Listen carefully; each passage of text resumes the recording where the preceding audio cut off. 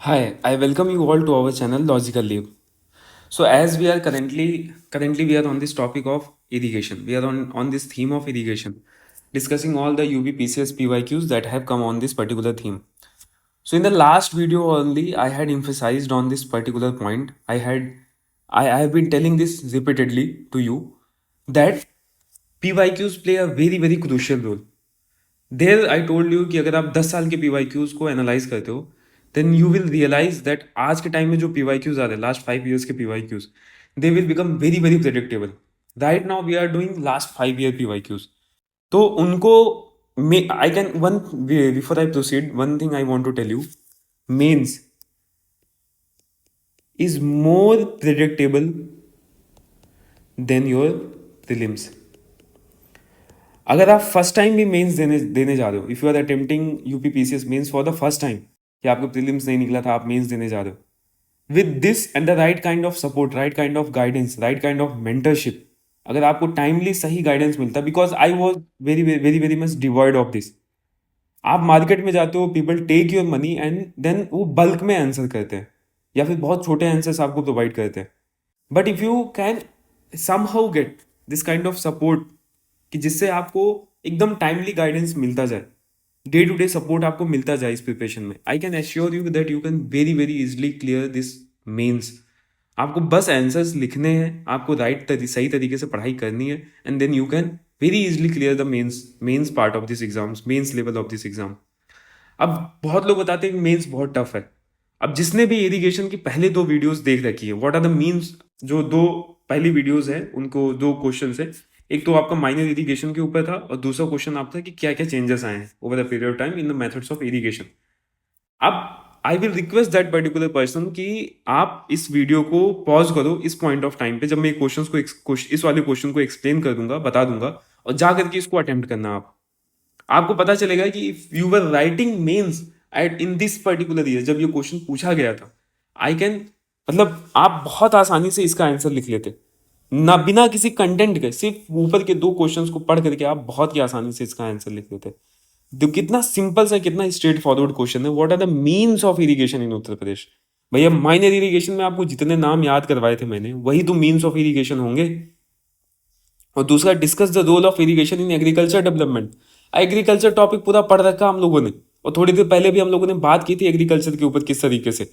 तो अब यहां से कनेक्शन चालू करो आप, कि हो गया, जितना कंटेंट पढ़ना था, जितनी चीजें हमको जाननी थी, वो सब खत्म हो चुका है यहाँ पे. अब यहाँ से क्या चीज हमारे काम में आने वाला है, यहाँ से हमारे काम में आने वाला है कि जो हमने डिस्कस किया है उसी चीज को हम रिपीटेडली यूज कर ले किसी तरीके से. तो अब यहाँ से जो भी ये टॉपिक्स हैं, these topics I am going to finish as soon as possible. एक तो पहली बात यह है कि मैं चाहूंगा कि आप खुद से ब्रेनस्टॉर्म करो, खुद से आप लिखो बैठ करके, और दूसरा, जब ये हो जाए तब आकर के आप ये वीडियोस को देखो. You can watch this videos by at 1.5x और 2x, जिससे कि 10 to 15 minutes you are able to finish this. तो उसके बाद फिर आकर के जब ये आप देखना चालू करोगे, मतलब ब्रेन स्टॉर्मिंग के बाद जब आप ये देखोगे वीडियोस, तो जो भी आपने लिख रखा उसको तो एक री करेगा ये. This particular video, this particular content will री all those points. And the second thing that's going to happen with you, you have done it on your own. तो जब आपने खुद से कर रखा है इन सारी चीज़ों को, तो एक कॉन्फिडेंस भी आएगा अंदर से कि okay, I am learning right now. तो what are the means of irrigation, तो याद कर लेना: tubewell, borewell, canal based irrigation, minor lift irrigation, small canals, उसके बाद फिर चेक डैम्स. कितने नाम हो गए यहाँ पे? 6 नाम मैंने आपको बता दिए. तो और भी आप, जैसे कि लिफ्ट इरिगेशन था, and then what else was there. So you can go back and see कि क्या क्या चीज़ें उसमें जो इरिगेशन के मेथड्स हैं. हाँ, drip irrigation and sprinkler irrigation. मैं बता रहा हूँ कि धीरे धीरे एक एक करके चीज़ें पॉप आउट करती है आपके दिमाग के अंदर, कि जब आपने पढ़ रखा है ना, तो आपको अपने आप ही याद आएगा. जैसे जब हम लोगों ने बुंदेलखंड टूरिज्म सर्किट का क्वेश्चन डिस्कस किया था, तो अभी मैं बैठूंगा यहाँ पे, तो आपको तुरंत ध्यान आएगा, बताना चालू करूंगा. चित्रकूट का नाम ध्यान आएगा, ललितपुर का नाम ध्यान आएगा, बांदा का नाम ध्यान आएगा, कल्पी में जो वेद व्यास जी का बर्थ प्लेस है वो भी ध्यान आएगा आपको. तो ये 4-5 नाम आपको अपने आप ध्यान आते जाएंगे. रानी महल याद आ जाएगा आपको, कलिंजर फोर्ट याद आ जाएगा. तो इसी तरीके से याद आता है कि आप जब रिकॉल करने की कोशिश करते हो, तो उसमें से मान लो आपने 20 चीजें पढ़ रखी, तो 10 से 15 तो अपने आप रिकॉल हो जाती है. वो रिपीटेशन के ऊपर है, जितनी बार रिपीट कर रखा उतने ज्यादा आपको याद आएगा. उसी तरीके से अगर मैं मिनरल्स वाले क्वेश्चन की बात करूँ, तो मिनरल्स में भी आप याद करना कि कौन कौन से मिनरल्स हैं. सीमेंट ग्रेड लाइमस्टोन था, एंडलुसाइट था, प्लेसर गोल्ड डिपॉजिट था, आयरन था, कोल था। जो भी मैं बोलता था कि ये सिंपल नाम है, इनको याद कर लेना आप। तो उसी तरीके से बाकी भी चीज़ें जो है वो चाइना क्ले था वहाँ पे। देखो ये किस तरीके से मैं बोल रहा हूँ कि जो बीच में मैं बोल रहा हूँ अचानक से वो पॉइंट याद आ गया। तो यही करना है आपको भी है। डायमेंशनल ग्रेनाइट थे, जिसका एक्सपोर्ट होता था। बांदा में सहजल स्टोन था, सिलिका क्ले। तो ये सब चीज़ें ध्यान आती जाएंगी आपको जब आप मल्टीपल टाइम्स चीज़ों को रिपीट करोगे, तो अपने आप आपको याद आता जाएगा, जिस तरीके से मुझे याद आ रहा है। एग्रीकल्चर डेवलपमेंट की जो बात की थी हम लोगों ने, तो जब एग्रीकल्चर वाला पॉइंट डिस्कस किया था वहाँ पे, तो मैंने बताया था फूड सिक्योरिटी जहाँ पे, वहीं पे न्यूट्रिशनल सिक्योरिटी आ जाएगी। जहाँ पे फार्मर्स की इनकम की बात हो जा रही है, उसके बाद फिर मानसून वगैरह हो जाएगा। मतलब बहुत सारी चीज़ें जो भी ये आपस में कनेक्टेड हैं। तो अभी हम इस वाले क्वेश्चन को आंसर करेंगे, उसके बाद फिर देखते हैं बाकी सब कुछ। तो फिर से वही चीज़ लिख दिया, लीडिंग एग्रेरियन स्टेट या फिर ग्रेनरी ऑफ इंडिया। एक इंट्रोडक्शन का भी तरीका मैंने आपको लास्ट वीडियो में बताया था कि इंट्रोडक्शन आपका क्वेश्चन से ही गाइडेड होना चाहिए। What are the means of irrigation in Uttar Pradesh. तो ये भी बोल सकते हैं हम यहाँ पे कि देखो, अब पिछले वाले जो आंसर क्वेश्चन का आंसर हम लोगों ने किया कि the means of irrigation in Uttar Pradesh has changed over the period of time, but the below mentioned ones are largely comprised of all the means of irrigation that are being followed in Uttar Pradesh. या फिर Uttar Pradesh has a diverse population with majority of its population with majority of its farmers being marginal and small, therefore the minor irrigation dominates, but there are certain big irrigation projects that government has brought over the period of time। अब बता रहे हो कि किस किस तरीके से अलग अलग इरिगेशन है। ये भी आप इंट्रोडक्शन बना सकते हो कि with the introduction of new technology, awareness amongst the farmers and the policy reforms brought by the government, there are certain new methods of irrigation adopted along with the continuation of traditional irrigation methods। अब ये introduction में कहीं से मतलब ये नहीं है कि सामने सामने आपके बैठा हूँ और बना रहा हूँ। मैं ऐसे 4 से 5 इंट्रोडक्शन और बना सकता हूँ। 10 तो बहुत एग्जैजरेशन हो जाएगा, बट 3 से 4। कभी भी आपको ओवर कॉन्फिडेंस नहीं होना चाहिए अपने ऊपर, ये भी ध्यान रखना है। तो ऐसे 3 से 4 5 इंट्रोडक्शन आप किसी भी क्वेश्चन के ऊपर बैठ करके बना सकते हो आराम से। हम लोगों ने माइनर इरिगेशन की बात की थी, वहाँ पे मार्जिनल एंड स्मॉल फार्मर्स की बात की, चेंजेस इन इरिगेशन की बात की। Uttar Pradesh granary of India India है। 60% पॉपुलेशन जो है वो एग्रीकल्चर पे रिलायंट करती है। 2/3 जो एरिया है वो लार्जली एग्रीकल्चर डोमिनेटेड है। ये फैक्ट्स हमको पता है ना। तो अगर एक बार हमको ये फैक्ट्स पता है तो इन्हीं का यूज कर सकते हैं। जैसे एक और यहाँ पे इंट्रोडक्शन बना सकते हैं। लास्ट वाले क्वेश्चन में हम लोगों ने यहाँ पे देखा था। अब आप देखोगे जैसे जैसे हम लोग ये वीडियो सीरीज में आगे बढ़ते जा रहे हैं, तो आपको एडवांस मेथड्स में आपके सामने ओपन कर रहा हूँ। इसके पहले हम लोग क्वेश्चंस के पॉइंट्स के ऊपर डिस्कशन करते हैं, एक पॉइंट से अगला पॉइंट कैसे बनाते हैं। जीएस के फ्रेमवर्क से किस तरीके से, जब मैं एम्प्लॉयमेंट की बात करता था, इकोनॉमिक डेवलपमेंट की बात करता था, लाइवलीहुड, एमएसएमई, पॉवर्टी एलिविएशन, उसके बाद फिर एक्सपोर्ट की बात हो रही है, इंफ्रास्ट्रक्चर की बात होती थी। तो वहाँ पे मैं बताता था कि ये जीएस, क्लाइमेट की बात हो गई, ये जीएस 3 से पॉइंट आ जा रहे हैं। डाइवर्सिटी की बात होती थी तो मैं बोलता था कि सोसाइटी से जीएस 1 से पॉइंट आ जा रहा है। आर्ट एंड कल्चर हो गया, आर्किटेक्चर हो गया, हेरिटेज कंजर्वेशन हो गया, तो मैं बोलता था ये जीएस 1 से आ गया। इको फ्रेंडली इंफ्रास्ट्रक्चर की जब बात की थी मैंने, तो मैं बोला देखो इको फ्रेंडली लगा दिया हम लोगों ने। ये दोनों, ये पूरा का पूरा पॉइंट जो बन रहा है, ये जीएस 3 से गाइडेड पॉइंट बन रहा है। तो अब हम लोग थोड़ा सा एडवांस बढ़ रहे हैं। एडवांस कैसे हो रहा है हम लोगों का कि इंट्रोडक्शन जो है वो कहीं से याद करने की जरूरत नहीं। पीवाईक्यूज हमने अटेम्प्ट किए। पीवाईक्यूज में हमने देखे कि किस किस थीम से, एक थीम के अंदर क्या क्या डायमेंशंस ओपन किए हैं। थीम आपका है इरिगेशन। अब इस इरिगेशन थीम से कौन कौन से डायमेंशंस ओपन किए हैं, उन डायमेंशंस को हमने एक बार देख लिया, वहां से अपनी अंडरस्टैंडिंग को डेवलप कर दिया। अब जब नया क्वेश्चन आपके सामने आएगा, कोई भी न्यू क्वेश्चन आता है आपके सामने, उन्हीं थीम्स में वापस जाना, अपने दिमाग को यूज करना और एक अच्छा सा इंट्रोडक्शन बनाना।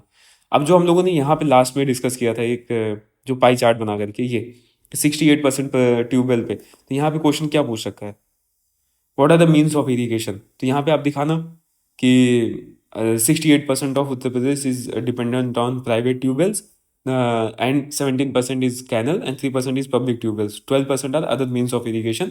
एक पाई चार्ट बना करके दिखा देना और नीचे लिख देना आप कि किस किस तरीके से कौन कौन से मीन्स ऑफ इरिगेशन है। ये भी आपका इंट्रोडक्शन एक बन गया। 4 तरीके इंट्रोडक्शन के मैंने अभी ऑन स्पॉट आपको बताए, इसको बिना पढ़े हुए, जो मैं यहाँ पे लिखा है मैंने introduction. Irrigation becomes immensely important due to the vast cultivable land and diverse agroclimatic zone. बोलना मत कि एग्रोक्लाइमेटिक जोन इसके पहले नहीं सुना है आप लोगों ने। एग्रोक्लाइमेटिक जोन मैंने जब एग्रीकल्चर टॉपिक डिस्कस कर रहा था तभी आपको बताया था कि ये बहुत ही इंपॉर्टेंट है, इसका हम मल्टीपल जगहों पे यूज करेंगे। मैं वही चीज़ आपको बता ही रहा हूँ कि जो आप मल्टीपल जगहों पे यूज कर सको, जिसके हेल्प से आप अच्छा आंसर लिख सको। एग्रीकल्चर, अब ये हो गया एक visual method plus efficient irrigation. किस बुक में मिलेगा आपको ये चीज़? कहीं नहीं मिलने वाला। ये आपकी होशियारी और आपके समझदारी का जो एक वो है आउटपुट है बेसिकली ये जब आप प्रैक्टिस करते हो चीज़ों को तो आप उसी तरीके से आप धीरे धीरे करके ये बनाने लगते हो। फूड सिक्योरिटी हो गया, क्रॉप डाइवर्सिफिकेशन हो गया, रूरल प्रॉस्पेरिटी हो गया, ये सारे कीवर्ड्स आप लोगों ने सुन रखे हैं, एग्रीकल्चर टॉपिक में आराम से सुन रखे हैं। मीन्स ऑफ इरीगेशन में कैनल इरीगेशन हो गया, upper Ganga canal, Sharda canal, Yamuna canal, जितने रिवर्स हैं उनके सबके नाम लिख दो, एक एक कैनल उनके नाम पे हो गया। ट्यूबवेल एंड बोरवेल हो गया, व्हीट एंड शुगर केन के लिए state tubewell corporation manages public tubewells, Meerut और सहारनपुर का नाम डाल दिया मैंने। पॉन्ड एंड टैंक्स हो गए, common in Bundelkhand and Vindhya region, क्योंकि वहीं पे ज़रूरत भी है इनकी, अब तो गवर्नमेंट भी यहाँ पे प्रोवाइड कर रही है। अब रिवाइटलाइजेशन ऑफ जल शक्ति अभियान के थ्रू और खेत तालाब योजना, ये भी याद करते जाना है आपको।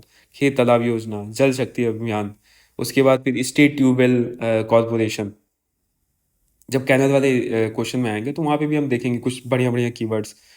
उसके बाद फिर ड्रिप एंड स्प्रिंकलर इरिगेशन, प्रधानमंत्री की सिंचाई योजना, स्कार्स वाटर स्कार्स रीजन जैसे कि बुंदेलखंड, वहाँ पे भी और इंपॉर्टेंट, क्योंकि यहीं पे तो प्रिसीजन फार्मिंग की जरूरत है। एडॉप्शन आपका लखनऊ और बनारस में ही हो रहा होगा सबसे ज़्यादा, लेकिन सबसे ज़्यादा प्रमोशन की कहाँ पे जरूरत है? बुंदेलखंड की, क्योंकि यहाँ पे एक एक बूंद पानी बहुत इंपॉर्टेंट है। जब एक एक बूंद पानी मैंने बोला तो कौन सा आपको याद आता है? Per drop more crop. Check dams and percolation tanks, Mata Tila check dam इन झांसी, कोई नया यूज़ नहीं करना है आपको, कोई भी नया चीज़ जा करके याद नहीं करना है, एक बार याद कर लिए माता टीला डैम, वही जा करके बार बार आपको यूज़ करते रहना है। बताना है कि ललितपुर में कौन सा तालाब मैंने उस टाइम पे बताया था जब पहला क्वेश्चन हम लोगों ने डिस्कस किया था। लिफ्ट इरिगेशन सिस्टम यूटिलाइज इन रीजन, जैसे शारदा कैनल लिफ्ट इरिगेशन हो गया, Lakhimpur Kheri and near by area, rain water harvesting promoted under जल शक्ति मिशन।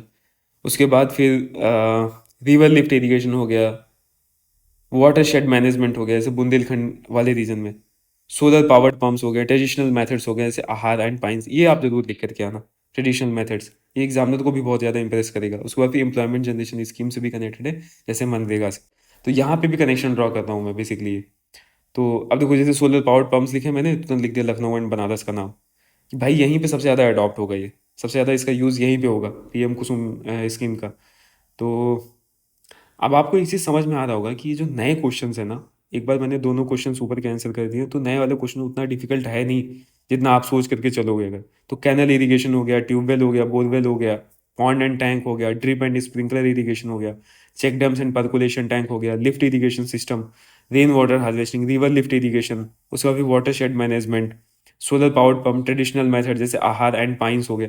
अब ये चीज़ें कैसे हो गई? अब ये रिपीट होने लगी हैं, पहले क्वेश्चन में भी रिपीट हो गई, दूसरे क्वेश्चन में भी to a greater extent repeat हो गई, तीसरे क्वेश्चन में भी रिपीट हो गई आपका। पाई चार्ट जो मैंने बताया था वो पाई चार्ट यहाँ पे भी बना सकते हो आप, बहुत आसानी से, पहले इंट्रोडक्शन में ही बना देना, वो तो सबसे इफेक्टिव इंट्रोडक्शन हो जाएगा आपके लिए। अदर मेथड्स ऑफ इंट्रोडक्शन भी मैंने आपको बता दिए। उसके बाद फिर एक और विजुअल मेथड ऑफ प्रेजेंटेशन मैंने बता दिया कि किस तरीके से आप जो आंसर बहुत ज़्यादा मोनोटोनस ना हो जाए इस तरीके, इसलिए ये ऐसा छोटा सा विजुअल मेथड बना दिया मैंने कि क्वेश्चन में ये पूछ ही रखा था बेसिकली कि discuss the role of irrigation in agriculture development, तो पहले ही थोड़ा सा हाईलाइट कर दिया उस चीज़ को, लिखेंगे तो ये बाद में है ही। उसके बाद फिर role of irrigation in agriculture development, enhancing agriculture productivity, तो रिपीट हो रहा है आपका, sugarcane in Saharanpur, facilitating crop diversification. क्या क्रॉप डाइवर्सिफिकेशन करोगे आप? जब एक्सपोर्ट वाला बताया था मैंने, लिख दो सारी चीज़ें कि पल्सेज होनी चाहिए, ऑयल सीड होनी चाहिए, हॉर्टिकल्चर होना चाहिए, ड्रिप इरिगेशन एंड मैंगोज इन मलिहाबाद, देखो रिपीट हो गया यहाँ पे, हॉर्टिकल्चर वाला क्वेश्चन एज इट इज यहाँ पे रिपीट हो गया। ग्रॉस क्रॉप्ड एरिया बढ़ेगा हमारा, एक प्रीलिम्स यूपीएससी के प्रीलिम्स में ये क्वेश्चन था कि किसका ग्रॉस क्रॉप्ड एरिया ज़्यादा है, इंडिया का ज़्यादा है या चाइना का ज़्यादा है, या किसका इरिगेटेड एरिया ज़्यादा है, इंडिया या चाइना का क्वेश्चन है। तुरंत आपका, अगर आपने पीवाईक्यूज अटेम्प्ट कर रखे हैं यूपीएससी के, तो ये यहाँ से आप जा रहे हो यूपीएससी के क्वेश्चंस के ऊपर।